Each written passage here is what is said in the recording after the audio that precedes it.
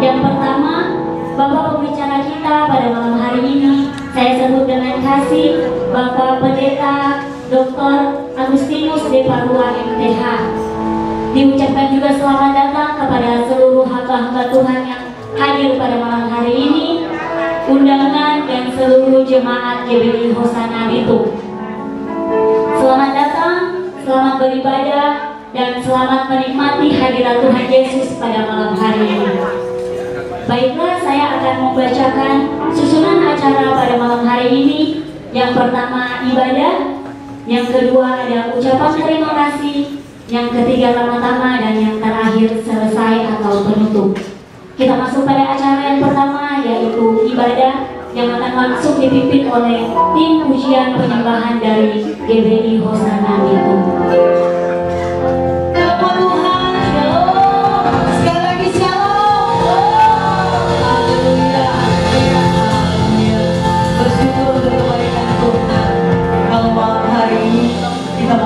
Tempat ini, saya percaya semua karena kebaikan Tuhan. Amin.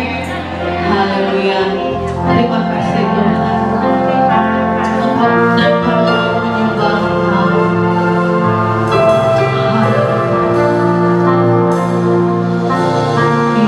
Yesus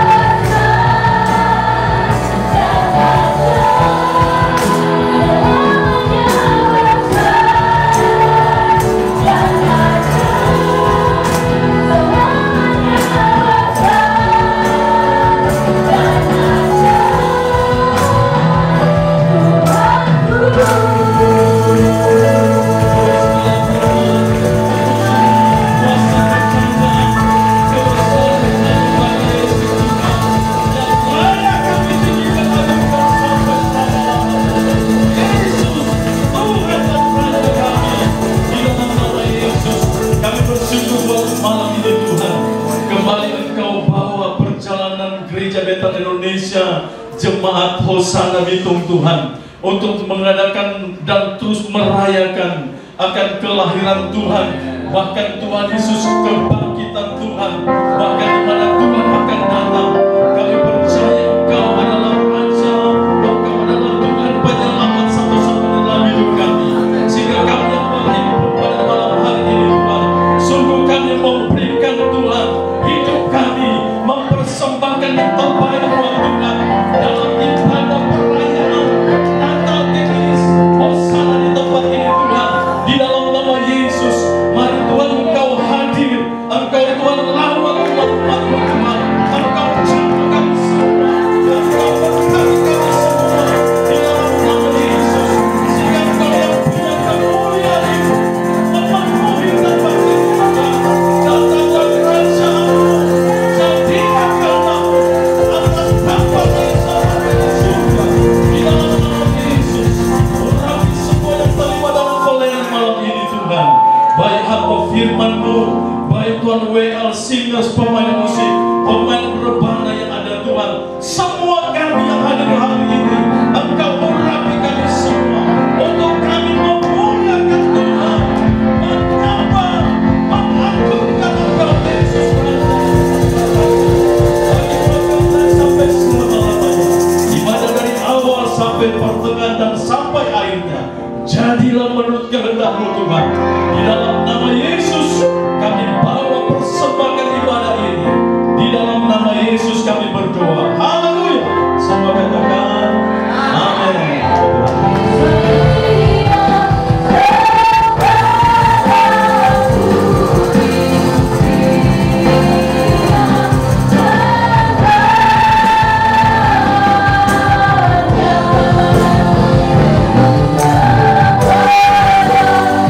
Oh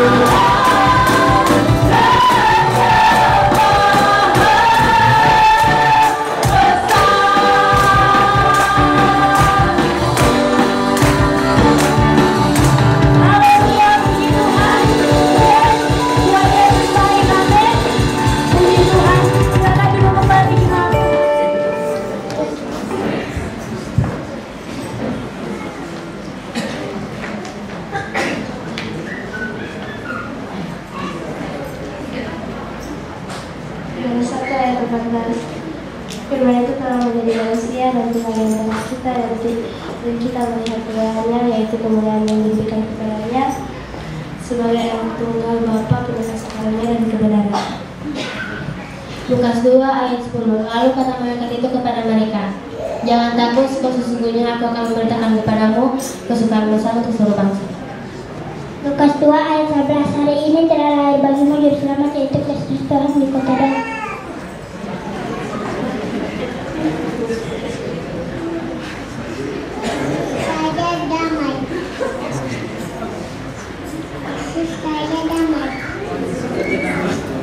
Yesus jalan kebenaran. Yesus terhadap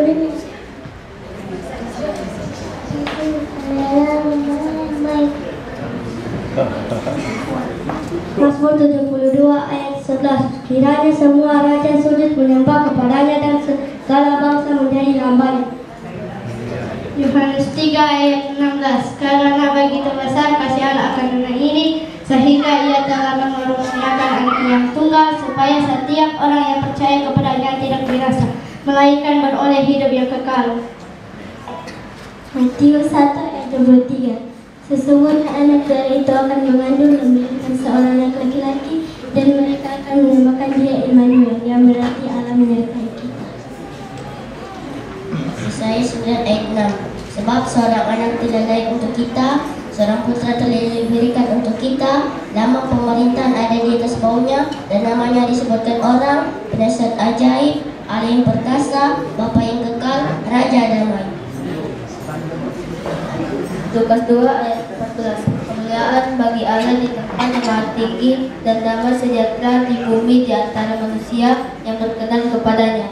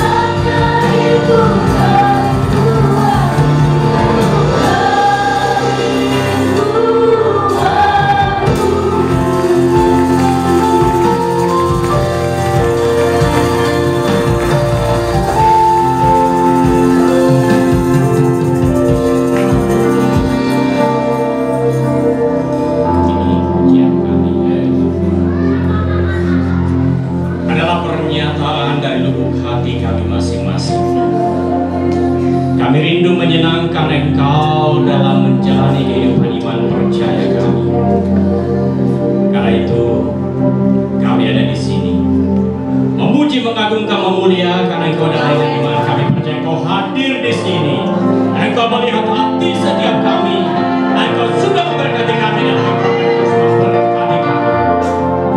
Inilah kami, anak-anak-Mu yang siap menyenangkan Engkau.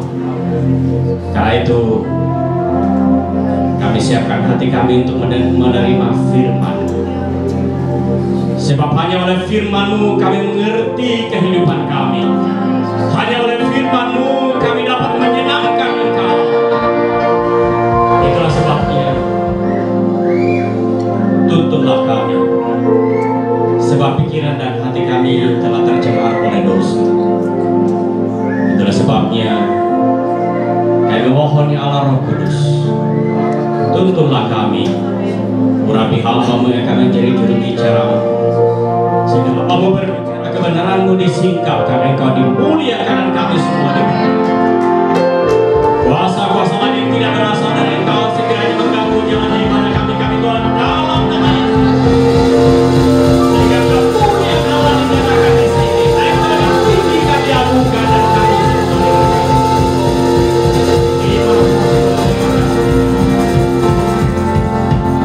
berbicaralah, sebab kami semua hamba-Mu siap mendengar. Demi Kristus Yesus Juru Selamat kami berdoa kepada-Mu. Haleluya. Amin. Silakan duduk kembali. Selamat malam Bapak Ibu Saudara-saudara dikasihi Tuhan. Shalom. Sekali lagi shalom. Puji nama Tuhan. Kita boleh berjumpa. Ini untuk ketiga kalinya saya ada di sini. Terima kasih Pak Gembala, senior kami yang terus sama-sama dengan kami di PGL ini. Beliau sebagai Ketua PGL Bitung dan menjadi rekan sekaligus senior kami yang luar biasa. Hari ini kita akan belajar firman Allah. Saya sungguh diberkati dengan pujian penyembahan kita hari ini. Walaupun saya berpikir tadi ini bagaimana jemaat datang hujan begitu deras, dan yang parahnya lagi saya naik motor dari Manado, Bapak Ibu Saudara. Jadi memang saya baru masuk di Jalan Karno sudah hujan. Wah, ini saya berpikir bagaimana mau tembus sampai di Bitung. Tapi puji Tuhan saya tiba dengan sukacita.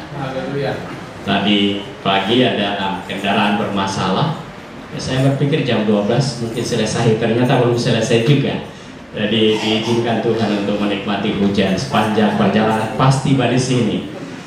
Baik, kita membuka Alkitab di dalam Lukas pasal 1. Ayatnya yang ke-46 sampai ayatnya yang ke-55.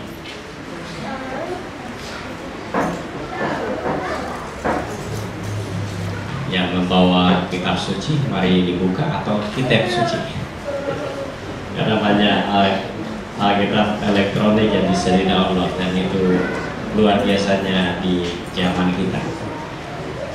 Mari kita mulai dengan membaca bagian ini, ayat 46. Firman Tuhan berkata begini. Lalu kata Maria, jiwaku memuliakan Tuhan, dan hatiku bergembira karena Allah Juru Selamatku. Sebab Ia telah memperhatikan kerendahan hamba-Nya. Sesungguhnya mulai dari sekarang segala keturunan akan menyebut aku berbahagia. Karena Yang Maha Kuasa telah melakukan perbuatan-perbuatan besar kepada aku, dan namanya adalah kudus. Dan rahmat-Nya turun-temurun atas orang yang takut akan Dia. Ia memperlihatkan kuasanya dengan perbuatan tangannya dan menceraikan orang-orang yang congkak hatinya. Ia menurunkan orang-orang yang berkuasa dari tahtanya dan meninggikan orang-orang yang rendah. Ia melimpahkan segala yang baik kepada orang yang lapar dan menyuruh orang yang kaya pergi dengan tangan hampa. Ia menolong Israel hambanya karena ia mengingat rahmatnya seperti yang dijanjikannya kepada nenek moyang kita, kepada Abraham dan keturunannya untuk selama-lamanya. Amin. Bapak Ibu saudara-saudara dikasih Tuhan, tadi berbincang dengan Pak Gembala dalam era kita ini memang era yang serba enak. Kemana-mana naik pesawat, naik mobil, ya paling banter naik motor. Padahal kalau kita lihat bagaimana perjalanan pelayanan Yesus itu dijalani dengan jalan kaki, dari desa ke desa, dari kota ke desa, dari desa ke kota. Paling banter naik unta atau naik keledai, itu pun keledai pinjaman Pak Gembala ya. Kami tadi berbincang-bincang seperti itu. Sehingga ketika kita melihat diri kita dalam kesulitan dan dalam pergumulan, kita begitu bangga oleh karena Allah pencipta kita berkenan datang ke dalam dunia ini. Tidak ada di singgasana, tapi dia datang ke dalam dunia ini, dan Alkitab berkata bahwa dia adalah Allah imam yang ikut merasakan penderitaan dan kesulitan kita. Hari ini kita belajar dari seorang tokoh yang saya berpikir penting untuk kita teladani, yang telah diubah hidupnya oleh Tuhan. Mari kita lihat siapa dia. Dia adalah Maria. Saya berpikir tokoh yang luar biasa dalam Natal itu salah satunya adalah Maria. Menarik Alkitab kita oleh karena kalau kita baca Kejadian pasal 1, pasal 2 itu adalah situasi manusia sebelum ada dosa. Tapi Wahyu pasal 21-22 adalah eksistensi situasi dunia yang disebut dengan Yerusalem baru, bumi baru, dan langit baru. Dua pasal itu berbicara tentang situasi kondisi pasca dosa. Padahal antara Yohanes dan Musa tidak pernah ketemu. Tapi itulah ajaibnya Alkitab kita. Dalam Kejadian pasal 3 kita menemukan manusia pertama kali digoda oleh iblis adalah Hawa. Tapi menarik, seorang pribadi yang olehnya juru selamat kita datang ke dalam dunia ini, dia juga seorang wanita yang bernama Maria. Wah, ini luar biasa. Ini tidak secara kebetulan, karena yang sumber dari kebenaran ini adalah kebenaran Allah. Itulah sebabnya Alkitab tidak pernah berkata mudah-mudahan, walam. Nah, moga-moga ganda. Kenapa? Sebab saya sering kali katakan Allah yang kita sembah adalah Allah yang tidak punya masa lalu dan tidak punya masa depan. Bagi kita masa lalu, karena kita sudah lewati dan kita tidak tahu apa yang terjadi kemarin. Kita hanya ingat, tapi kita tidak lihat real. Allah kita melihatnya real. Bagi kita berkata besok, kita tidak tahu apa yang akan terjadi besok. Tapi Allah kita sudah tahu dan dia lihat real apa yang akan terjadi besok. Sebab itu saya katakan, Allah kita tidak punya masa lalu dan tidak punya masa depan, sebab dia tidak berada di bawah waktu. Dia adalah pencipta waktu dan dia penguasa waktu. Itulah sebabnya Alkitab kita tidak pernah berkata mudah-mudahan kalau engkau percaya Yesus, mudah-mudahan engkau masuk surga. Tidak. Bagaimana mungkin dia berkata mudah-mudahan kalau dia sudah tahu, dia sudah lihat real. Itulah sebabnya berbahagia dan bersukacita saya dan saudara punya Alkitab yang seringkali saya katakan kepada pemuda-pemudi, jangan takut ikut Alkitab. Engkau tidak akan pernah ketinggalan zaman. pada waktu itu engkau ikut Alkitab, sebab zaman sedang mengikuti apa yang sudah dikatakan di dalam Alkitab. Itulah sebabnya pegang baik-baik firman Allah dan jalani, berpedomanlah pada firman Tuhan, maka engkau akan menikmati damai dan sejahtera. Dalam bagian ini kita melihat ada seorang pribadi yang saya berpikir dia adalah tokoh penting dalam peristiwa Natal, tetapi dia juga adalah pribadi yang mengalami penderitaan, pergumulan yang tidaklah mudah dalam peristiwa Natal itu. Bayangkan saudara, ada seorang gadis tiba-tiba diberitahu dia akan mengandung. Kira-kira perasaan seorang gadis yang belum menikah tiba-tiba diberitahu dia mengandung, apa ada sukacita? Saya berpikir tidak. Apalagi dia tahu persis siapa dirinya, bahwa dia adalah pribadi yang takut akan Tuhan, dijelaskan dalam pembacaan kita. Tapi diberitahu dia mengandung. Kalau seorang ibu yang sudah menikah lalu kemudian pergi ke dokter, lalu kemudian diperiksa, oh sudah positif, hamil, oh dia akan bersuka cita. Bahkan dia bisa foto lalu kemudian dia posting di media sosial. Ajaib Tuhan. Tapi apakah Maria demikian? Tidak. Dia ada dalam pergumulan, dia ada dalam kesulitan. Tapi perhatikan dalam bagian ini, walaupun di tengah penderitaan, di tengah kesulitan, di tengah pergumulan, tetapi dia memuji Tuhan dan berkata, jiwaku memuliakan Tuhan, hatiku bergembira. Wah, ini saya berpikir ini luar biasa.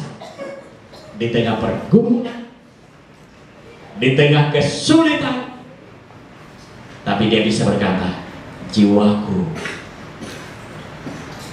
memuliakan Tuhan, hatiku bergembira. Kenapa dia bergembira? Kenapa dia mampu bersuka cita di tengah pergumulan? Perhatikan ayatnya yang ke-46 sampai 49.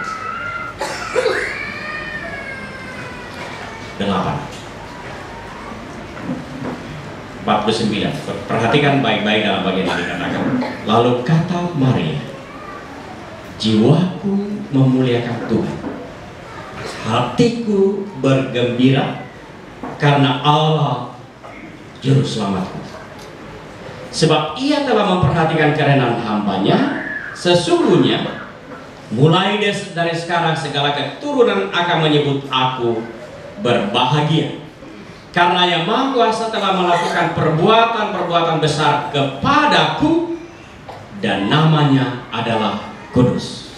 Yang menarik buat saya, paling tidak kita menemukan ada 5 kata ganti orang pertama Tuhan.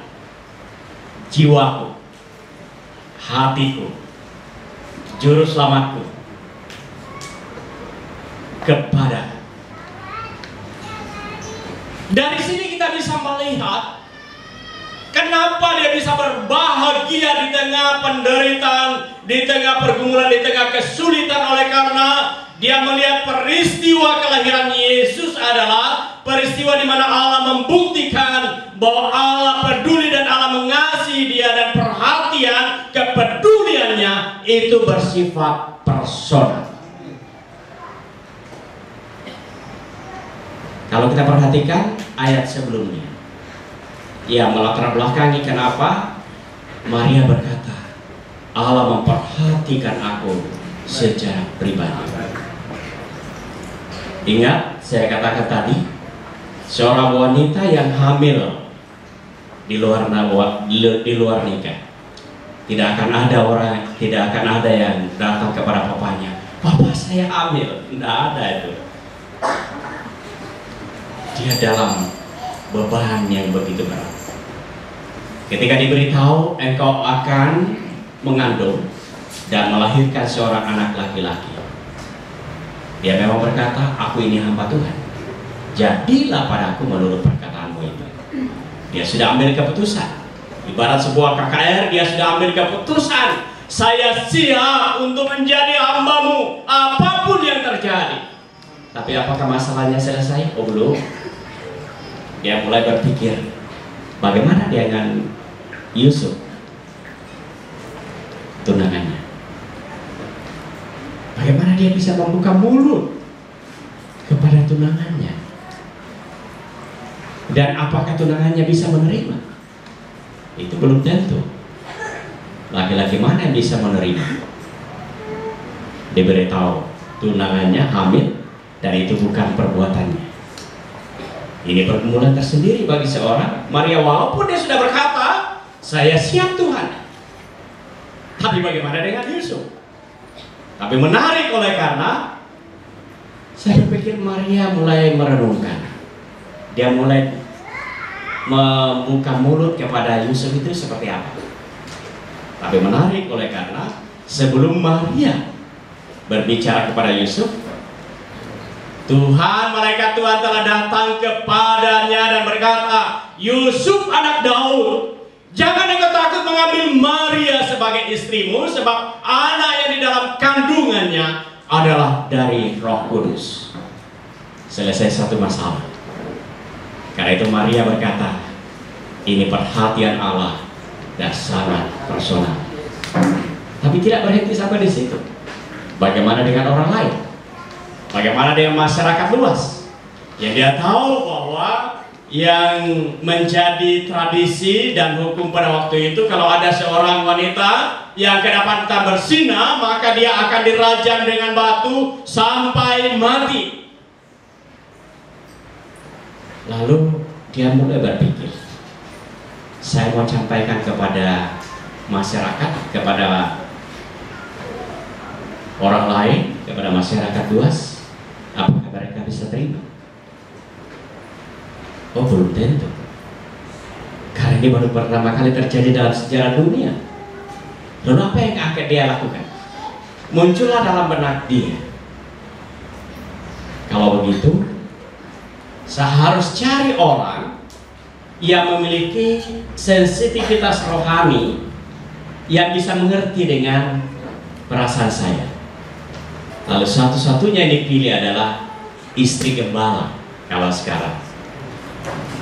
Ya itulah sebabnya dia datang kepada Elizabeth.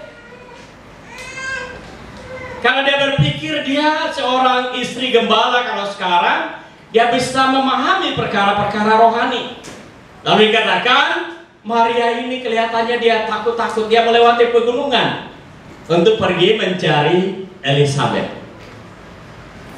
Tapi saya berpikir, apa yang ada dalam benak seorang Maria dalam perjalanan? Saya berpikir, dia pun berpikir, apa yang akan saya lakukan? Saya mau membuka kalimat apa yang akan saya sampaikan kepada Elizabeth. Dan kalau saya menyampaikan itu, apakah Elizabeth bisa percaya?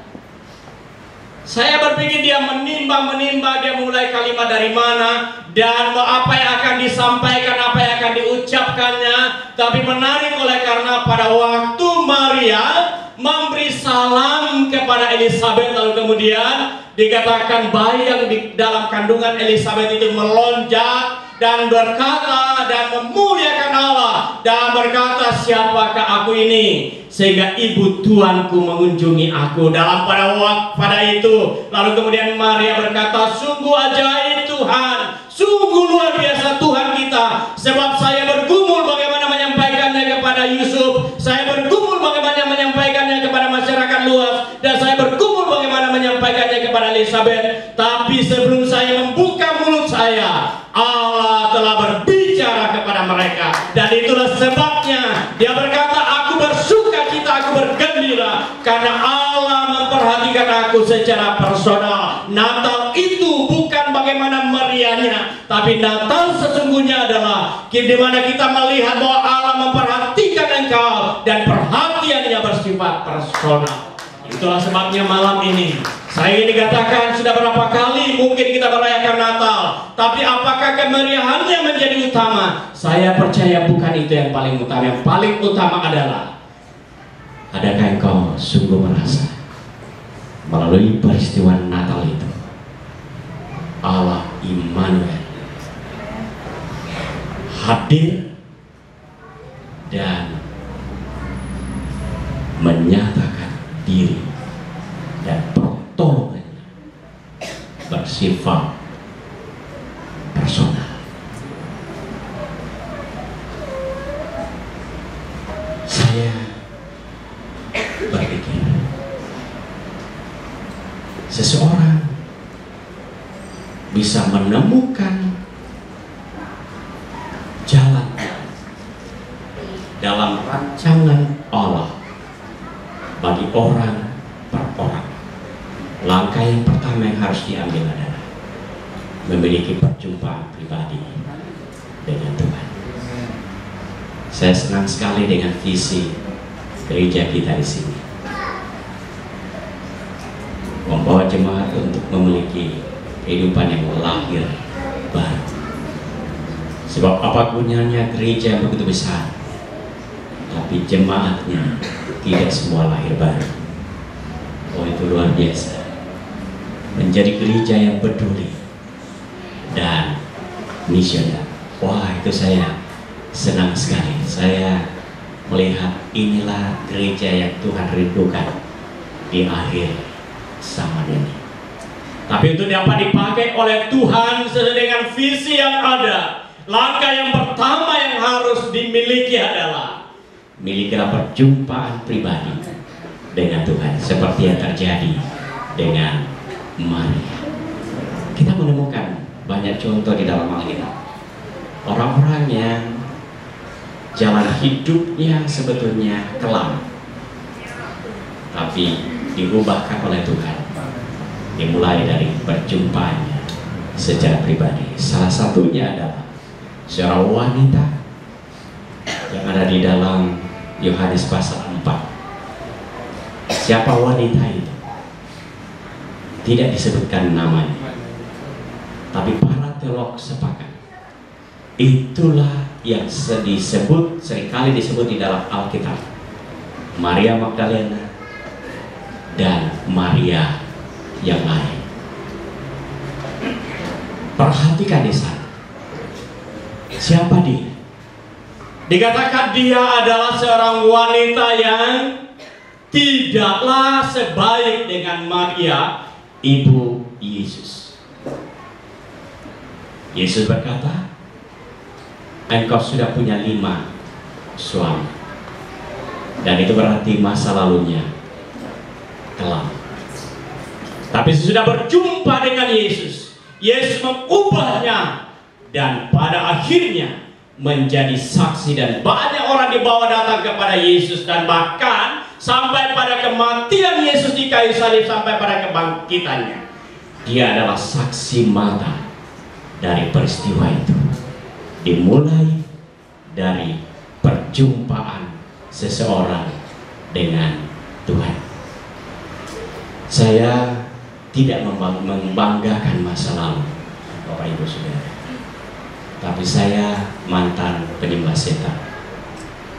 Saya orang Toraja. Kalau tahu orang Toraja Mamasa, dan mungkin pernah dengar ada orang yang biasa mayat pun berjalan. Saya ngobrol-ngobrol dengan teman-teman di Manado. Kalau orang Mamasa katanya, orang Toraja mayat bisa jalan. Kalau di sini orang jalan bisa jadi mayat. Saya berpikir begitu, ya lebih hebat juga, mana yang lebih hebat ya gitu. Tapi itu bercanda.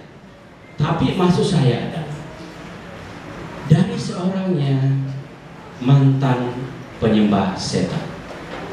Saya dari mulai kelas 6 SD, saya sudah mulai belajar bagaimana ilmu-ilmu sampai usia 19 tahun.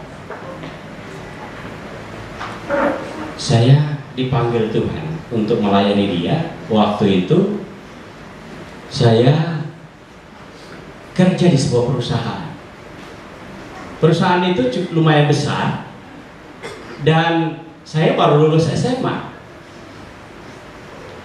Karena sebetulnya saya punya kepahitan dalam tanda kutip sebetulnya dengan diri saya. Karena papa saya punya cita-cita kami 7 bersaudara, saya laki-laki pertama. Bapak saya dari kecil saya tahu, saya selalu diberitahu, saya hanya punya cita-cita anak saya jadi tentara. Ketika saya masuk SMA, saudara, mulai kelas 1, kelas 2, tidak ada ciri-ciri bisa jadi tentara. Saudara pasti sudah tahu kenapa tidak bisa jadi tentara. Waktu itu untuk jadi tentara itu harus minimal 160 kalau sudah salah, atau 165 pada waktu itu. Saya 155 itu pun kotor. Saya 155. Wah, mana bisa? Kemudian saya berpikir begini, saya harus membuktikan kepada papa saya, walaupun saya tidak jadi tentara, tapi saya bisa menghasilkan uang. Itulah sebabnya saya langsung kerja di sebuah perusahaan. Tapi oleh karena cita-cita papa saya juga itu, walaupun dia Kristen, tapi karena cita-citanya ingin anak dia dulu zaman, karena kelahiran papa saya kelahiran tahun 1925, dan puji Tuhan masih hidup sampai hari ini, sudah 90 tahun lebih. 1925, dan dia sempat ikut dalam perjuangan. Karena itu dia keluar masuk hutan, dan begitu dia keluar masuk hutan dan Indonesia merdeka dan ingin dijadikan tentara benaran. Tapi papa saya karena lama di hutan, akhirnya dia kena malaria, penyakit malaria, sehingga waktu diangkat mau pengangkatan dia tidak bisa hadir. Kemudian dia gagal. Maka dia berpikir anaknya harus jadi tentara. Maka karena pada waktu itu yang diandalkan itu adalah opapunya, kemana-mana, jadi itu yang dia berpikir kalau begitu anaknya harus banyak ilmu, bukan ilmu yang kakek-kakek punya gitu ya. Karena itu saya belajar. Maka saya berpikir, apa yang saya beritahu kepada papa saya belum tahu ini, saya takut ini. Maka dicarikanlah guru-guru. Itulah masa lalu saya. Tetapi ketika saya di perusahaan itu, saya diangkat menjadi seksi rohani. Hanya karena saya tidak merokok. Dari dulu memang saya tidak pernah merokok, karena saya dididik di SMA Katolik. Tinggal di asrama, jadi tidak pernah merokok, tidak pernah minum minuman keras. Lalu ketika di perusahaan itu orang melihat, oh ini alim sekali nih, diangkatlah saya jadi seksi kerohanian. Padahal saya yang paling jahat sebetulnya. Mereka hanya merokok, saya bangun pagi-pagi bukan berdoa kepada Tuhan. Saya mulai bersila, lalu kemudian mulai komat kami, bicara dengan setan. Lalu ketika saya menjadi seksi rohani, suatu ketika saya disuruh khotbah dan saya tidak tahu apa yang mau saya sampaikan. Mulailah saya berpikir saya harus masuk STT. Saya kuliah STT dengan pikiran saya 4 semester, saya harus pulang untuk kerja di perusahaan itu supaya saya menjadi pengurus rohani, sudah bisa berkhotbah. Tapi ternyata Tuhan berbicara lain. Tuhan punya rancangan luar biasa. Waktu saya di asrama STT, ada seminar dan KKR. Yang pimpin itu adalah orang Sangir, namanya Bapak Ponsius Takaliwa. Mungkin masih ada yang kenal. Bapak Ponsius Takaliwa memimpin seminar, memimpin KKR. Lalu kemudian pada akhirnya, pada waktu itulah, pada usia 19 tahun waktu saya di asrama, saya berjumpa dengan Yesus secara pribadi. Saya mulai buang semua ilmu-ilmu itu dan saya serahkan hidup saya sepenuhnya kepada Tuhan sampai hari ini. Lalu kemudian pada akhirnya saya melupakan pekerjaan itu dan saya berkata, saya akan melayani Tuhan, saya akan melakukan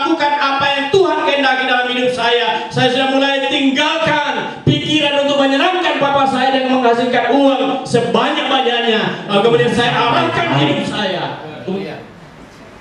Saya percaya Tuhan punya rancangan bagi masing-masing kita. Amin. Tuhan punya rancangan. Tak seorang pun di antara kita, orang per orang yang hadir pada malam hari ini, yang Tuhan tidak merancangkan sesuatu yang indah, yang baik, yang luar biasa dalam hidup saudara. Tapi masalahnya adalah, kenapa kadangkala orang merasa seakan ada gagal, dan gagal. Apakah Tuhan tidak punya rancangan atas hidupnya? Tuhan punya rancangan atas hidupnya. Tapi mungkin masalah utamanya adalah dia menjadi Kristen seperti saya, tapi belum pernah berjumpa secara pribadi dengan Tuhan. Karena itu malam ini belajar dari seorang Maria. Dia dipakai oleh Tuhan secara ajaib. Olehnya juru selamat kita datang ke dalam dunia ini, diawali dari perjumpaannya secara personal dengan Tuhan. Yang kedua, perhatikan di dalam ayatnya yang ke-50 sampai ayatnya yang ke-53. Dikatakan begini, dan rahmatnya turun temurun atas orang yang takut akan Dia. Ia memperlihatkan kuasanya dengan perbuatan tangannya dan menceraikan orang yang congkak hatinya. Ia menurunkan orang-orang yang berkuasa dari tahtanya dan meninggikan orang-orang yang rendah. Ia melimpahkan segala yang baik kepada orang yang lapar dan menyuruh orang yang kaya pergi dengan tangan hampa. Apa yang Maria sedang ungkapkan dalam syair ini? Kalau bagian yang pertama, dia sedang mengungkapkan dalam pujiannya bagaimana perhatian Tuhan secara personal kepada dia. Tetapi bagian yang kedua ini sedang menyatakan pujiannya, pengakuannya, pengagungannya bahwa Allah yang disembah adalah Allah yang Maha Kuasa. Masih dalam benak dia, seorang wanita Israel yang tahu persis bahwa kalau ada seorang wanita kedapatan bersinah, maka resikonya adalah dia dirajam dengan batu oleh penguasa, oleh pemimpin sampai mati. Tapi terlihat dalam pujiannya ini, dalam benaknya dia, dalam pikiran dia, bayang-bayang kematian ada di depan dia, tapi dia pun punya keyakinan, dia punya kepercayaan bahwa Allah yang disembah adalah Allah yang Maha Kuasa. Dia berkuasa menurunkan orang yang sedang berkuasa pada waktu itu. Itulah sebabnya dia terus melangkah, dia terus jalan, walaupun sebayang-bayang kematian ada di depan dia, tapi dia percaya bahwa Allah yang disembahnya adalah Allah yang Maha Kuasa. Kalau dia Maha Kuasa, maka walaupun ada budaya, ada tradisi, ada hukum yang dia tahu persis, itu bisa digunakan oleh penguasa untuk menghukum dia, tapi dia percaya Allah yang disembah adalah Allah yang Maha Kuasa. Saudara-saudara yang dikasihi Tuhan, kita menjalani kehidupan ini, saya percaya tak seorang pun di antara kita yang meragukan kuasa Allah. Amin. Tapi kadang-kala masalahnya adalah kita kadang-kala hanya beriman pada waktu di gereja. Ketika menjalani kehidupan kita seorang diri, dalam pekerjaan, dalam rumah tangga, mulai ragu. Ibu-ibu sudah mulai berpikir, betul Pak Pendeta, Tuhan Maha Kuasa, marketplace belum masih kosong. Adakah yang ibu-ibu berpikir seperti itu? Betul Pak Pendeta, Tuhan kita Maha Kuasa. Bapak-bapak mulai berpikir, tapi proyek saya masih mandek. Lalu kemudian bagaimana menyambut Natal. Dalam betul itu Maha Kuasa, tapi itu mungkin masa lalu. Untuk masa kini saya masih bergumul dengan toples saya. Ada 12 toples di rumah tapi belum ada satu pun tak isi. Mulai tanya-tanya Pak apa itu? Pak, apa sudah cair? Sabar, ada dalam hati Pak itu. Jangan-jangan ada masalah. Jangan tidak cair dan lain sebagainya. Dan itu bisa mengganggu dalam menjalani kehidupan kita sebagai anak-anak Tuhan. Kadang-kala diganggu dengan hal-hal yang demikian. Tapi saya ingin beritahu, Allah memperhatikan kita dan Allah tahu pergumulan secara personal. Malam. Kalau bagi Tuhan toples itu harus diisi dengan semua full 12. Toples itu tidak ada masalah. Tidak ada hal yang bisa dikhawatirkan. Cara Tuhan menolong kita itu ajaib. Saya waktu melayani di Kota Palu, saya baru 8 tahun di Manado. 20 tahun lagi saya dari Kota Palu. Saya sama dengan Pak Gembala. Saya perintis jemaat, tapi saya itu dari hutan ke hutan, Bapak dan Ibu. Di hutan Sulawesi Barat itu jalan kaki sampai 12 jam itu saya biasa jalan sebesar apapun. Tapi yang kedua adalah engkau harus percaya pada kemahakuasaan Tuhan, sebagaimana Maria dan Abraham percaya pada kemahakuasaan Tuhan, bahwa baginya tidak ada perkara yang mustahil. Dan yang ketiga adalah, perhatikan di dalam ayatnya yang ke-55, mulai dari 54. Ia menolong Israel hambanya, karena ia mengingat rahmatnya, seperti yang dijanjikannya kepada nenek moyang kita, kepada Abraham dan keturunannya, untuk selama-lamanya. Yang ketiga adalah percaya pada janji Allah. Bahwa janji Allah itu ya dan amin. Itulah sebabnya dikatakan ia menolong Israel hambanya, karena ia mengingat rahmatnya seperti yang dijanjikannya kepada Abraham dan keturunannya untuk selama-lamanya. Menarik, oleh karena satu-satunya pribadi di dunia ini, tidak ada duanya yang kelahirannya dinubuatkan 700 tahun sebelum peristiwa kelahirannya. Ada banyak tokoh-tokoh di dunia ini, ada banyak pemimpin di dunia ini, tapi tak satu pun tokoh yang memiliki ciri khas karakter seperti dia, yang mana sejak 700 tahun sebelum peristiwa itu dia sudah dinubuatkan. Dilahirkan oleh siapa? Dilahirkan di mana? Kotanya di mana? Bahkan sampai kematiannya pun telah dinubuatkan 700 tahun sebelum peristiwa itu terjadi. Maka kalau 700 tahun yang lampau, Allah tetap mengingatnya. Maka Allah yang sama, yang disembah oleh Maria, yang disembah oleh Abraham, Ishak dan Yakub, adalah Allah yang sama yang kita sembah hari ini. Dia berjanji akan memberkati orang yang setia dan taat kepadanya. Maka pegang janji itu, sebab janjinya ya dan amin.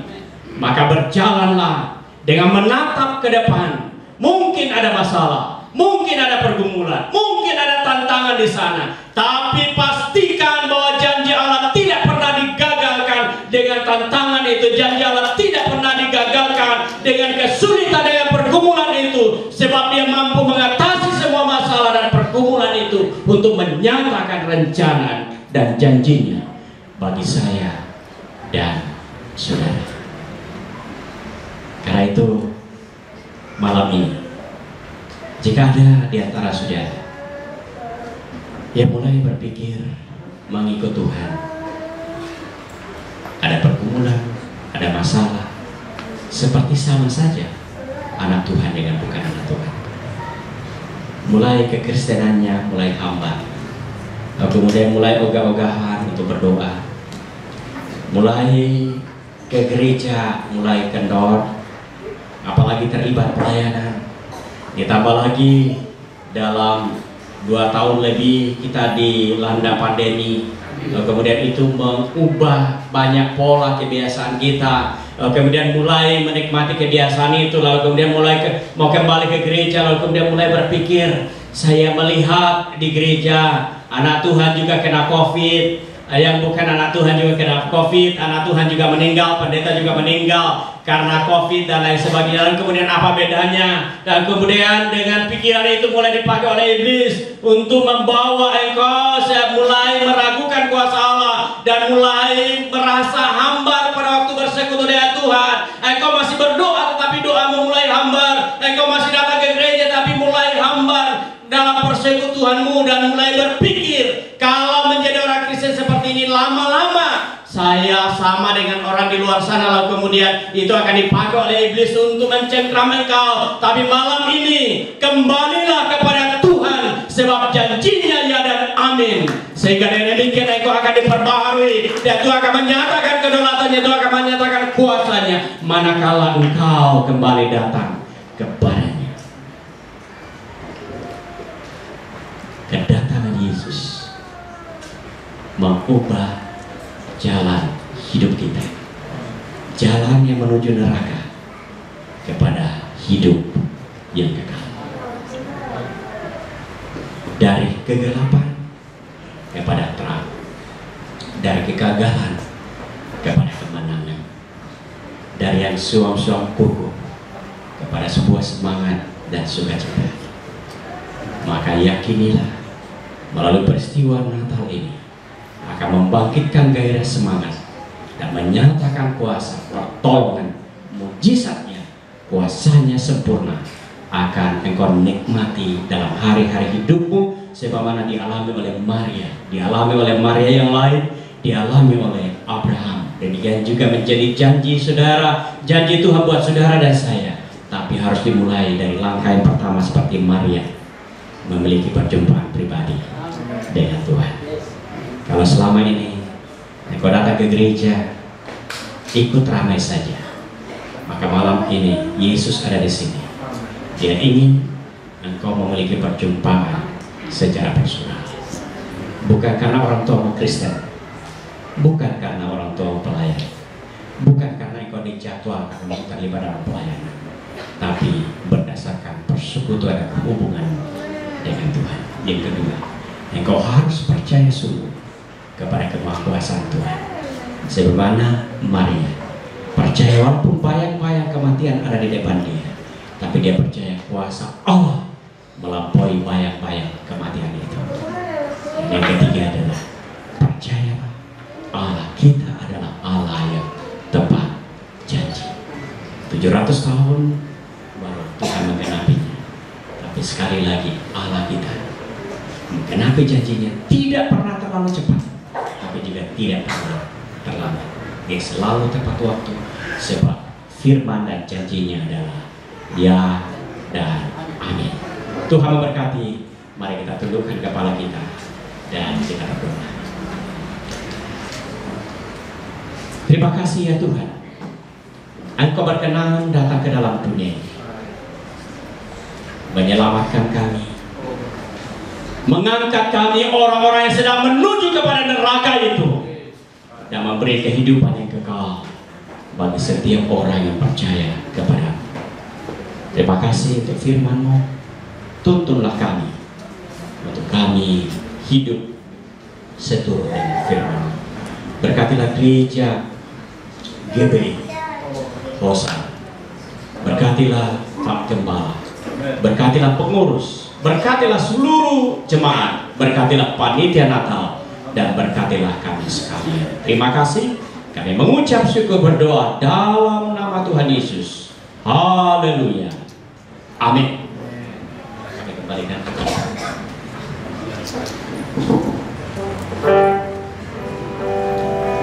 Haleluya. Tuhan Yesus Kristus, Juru Selamat kami. Kami ucap syukur malam ini kami sudah dengar firman-Mu, dan tiba saatnya kami akan memberkati firman-Mu dengan korban persembahan. Biarlah Tuhan persembahan ini Kau kuduskan menjadi berkat kelangsungan pekerjaan-Mu di muka bumi ini. Terima kasih di surga, berkat setiap tangan-tangan memberi, apa yang dikerjakan tangan kami Tuhan Yesus yang berhasil. Terpuji nama selamanya, kami siap memberi dengan sukacita di dalam nama Yesus.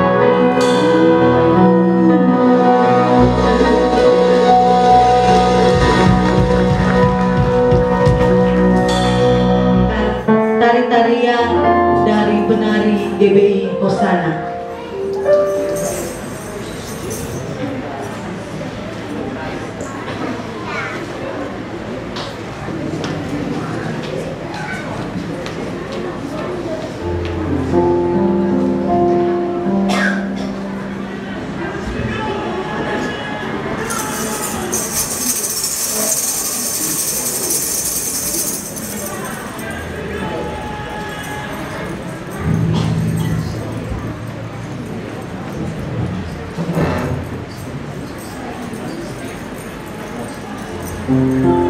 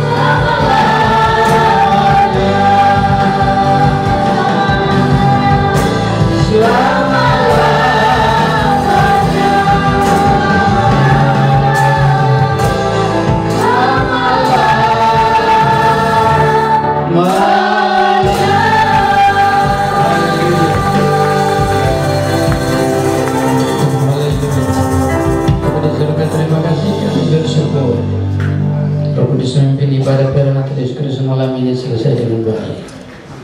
Bentar rumah Tuhan akan pulang, hamba Tuhan Pendeta Agus akan pulang ke Manado, Pelendo dan seluruh pendeta-pendeta yang lain akan pulang ke Manado.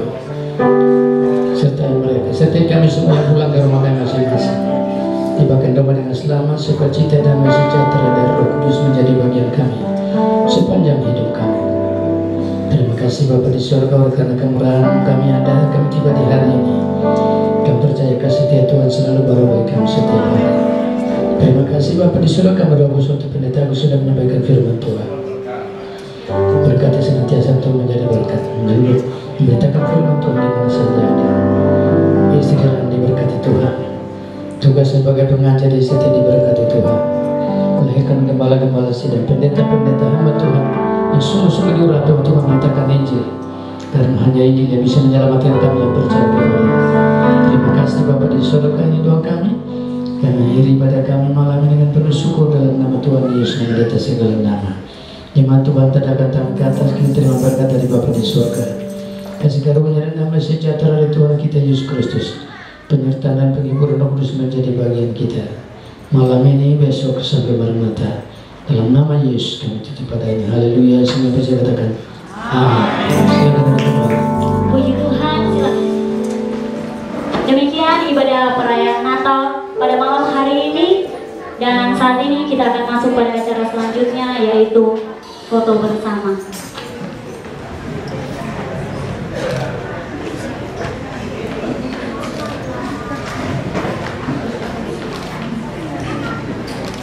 Masih ada ibu, mari ibu, sabar.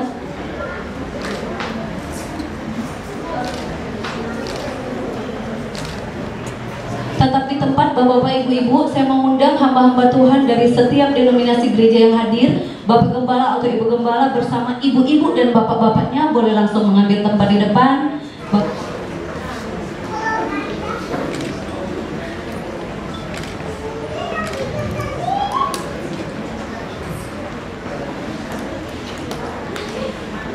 Bapak-bapak, ibu-ibu, sabar dulu Bapak-bapak, ibu-ibu. Nanti dengan komando dari saya, 4 langkah maju ke depan. 1, 2, 3, 4. Balik kanan. Saya undang yang di tempat itu.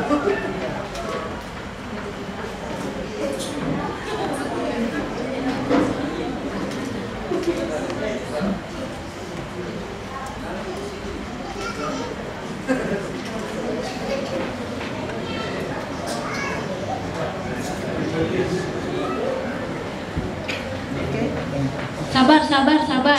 Dari sudut kiri, dari sudut kanan.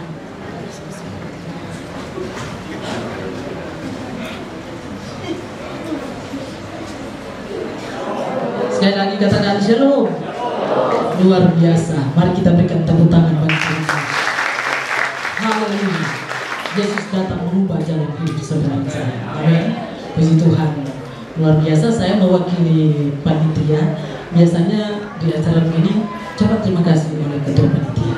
Namun saudara, mohon maaf, ketua panitia setelah didoakan beberapa bulan kemudian mendapat tugas dari Bapak Gubernur untuk mengikuti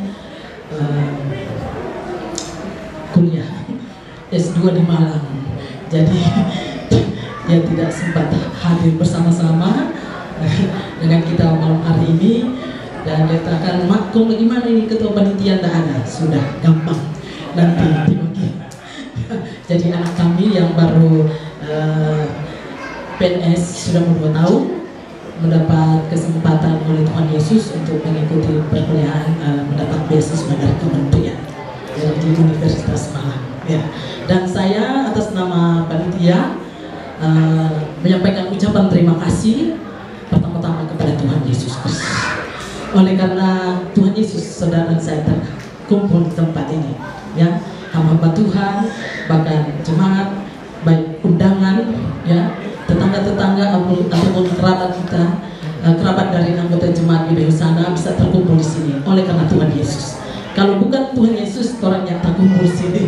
Karena sebab itu patut kita bersyukur, berterima kasih kepada Tuhan Yesus karena bisa mengumpulkan saudara saya di dalam memperingati akan kelahiran Sang Juru Selamat dunia. Ya, yang kedua, ucapan terima kasih kepada hamba Tuhan yang Tuhan utus malam hari ini, Bapak Pendeta Dr. Agustinus Deparua MTH yang adalah Ketua PGRI Provinsi Sulawesi Utara Gorontalo, Pak. Ya seperti itu.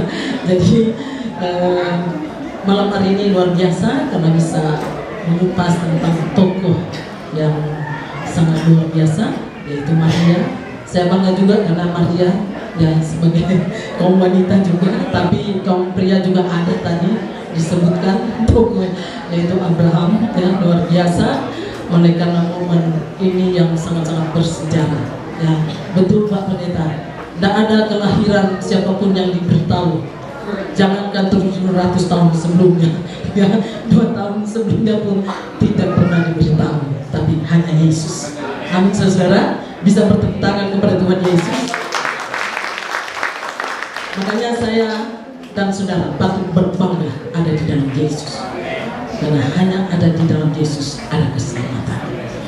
Kenapa harus berbangga? Karena Yesus adalah Tuhan dan penguasa atas dunia. Ini adalah khotbah setahun dari Bapak Pendeta. Sampai hari ini saya ingat.